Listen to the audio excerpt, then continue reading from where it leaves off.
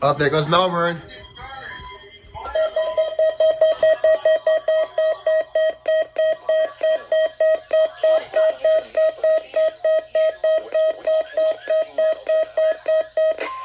Required weekly test.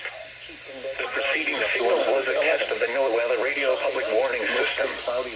Specially built receivers are activated by the signal to warn of severe weather or other hazards.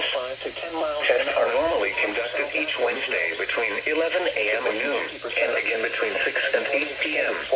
If severe weather is expected on Wednesday, the test will be postponed until the next day, weather permitting. Reception of this broadcast, and especially the warning signals, can vary at any given location. This variability, normally more noticeable at greater distances from the transmitter, can result even though you are using a good quality receiver in perfect working order. Warning alarm tones are activated on transmitters for counties where the signal is reliably received in sufficient strength for consistent and dependable service.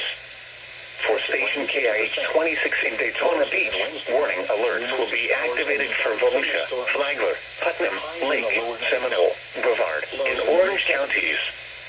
For station KIH63 in Orlando, warning alerts will be activated for Brevard, Lake, Orange, Osceola, Polk, Seminole, and Volusia counties.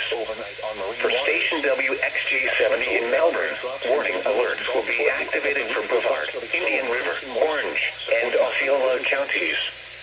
For station WWF69 in Fort Pierce, warning alerts will be activated for Indian River, Martin, Okeechobee, and St. Lucie counties.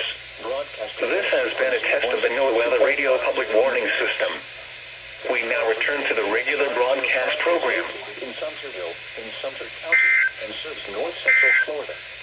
Programming originates from the National Marine Forecast for the station Volusia of alerts for Sumter. 2003-261. Dang, Melbourne tested first. Melbourne tested first today. Dope.